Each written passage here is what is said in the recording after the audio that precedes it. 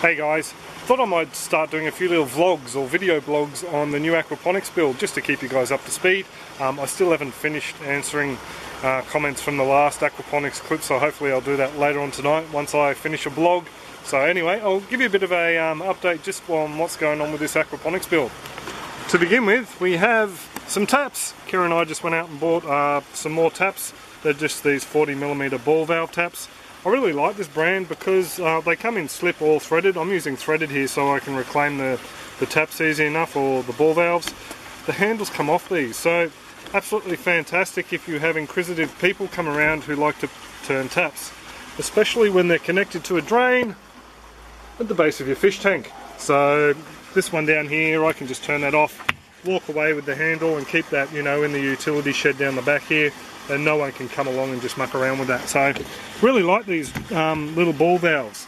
The inside of the tank is all fixed, the superfluous holes are all plugged.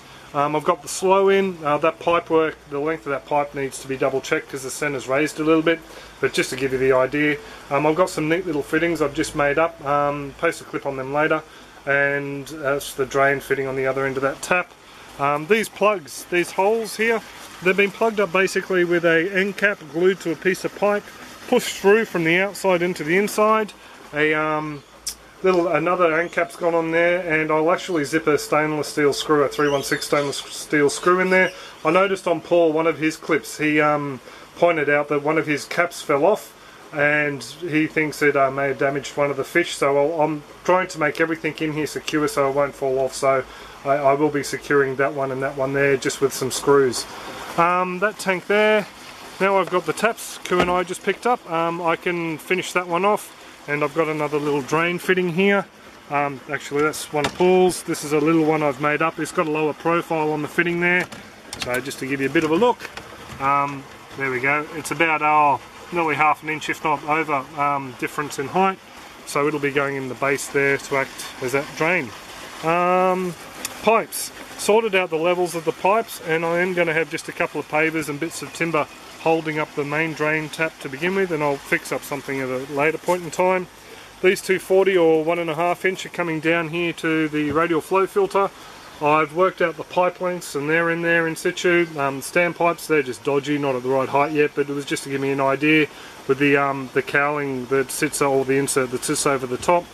Same deal in here, made up a couple of plugs glued onto pipe, just pushed through the uni seals on the inside this time, just because if, you know, it just stops things accumulating in there and going a bit off. There we go, accumulating in there and going a bit off on the inside here.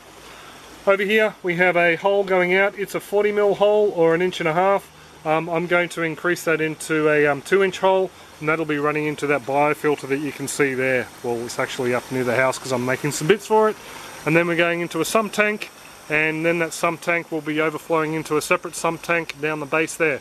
Yeah, just so I can isolate this system and keep it running as a fish farm if I need to spray any pesticides like neem in the aquaponic grow beds. So yeah, some people shake their heads and say, oh, that's not needed, but I'm doing it, so there. One thing I am thinking about, on the radial flow filter in the fish farm, I've got a bypass, and see all my mess over there. You can see a bypass coming down here into the sump tank.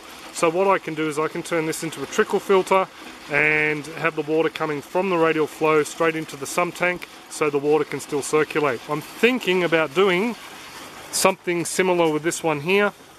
There's going to be a grow bed here, so I don't know whether I'll have it on the inside or on the outside. It'll basically a tap I can bypass the moving bed biofilter. I don't know whether I really need it as yet. The only time I think I would need that is if it was turned into a fish farm and just run as a fish farm, aquaculture, no grow beds. But yeah, I'm pretty much all just thinking out loud here. I don't know whether I'll include that yet, but I may need to include at least another extra pipe, or increase that hole into maybe a 90mm, just to allow for the extra flow coming through here.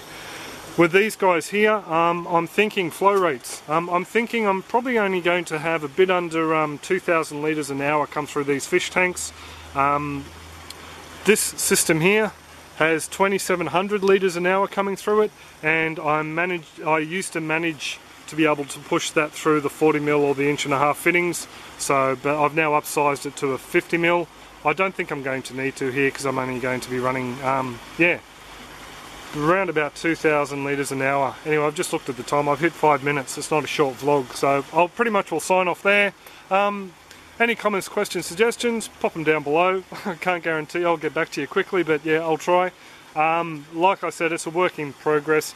Nothing set in concrete yet, definitely not. I can still alter it as I go, so there you go folks. Hope you like that quick little update on the system. Cheers guys.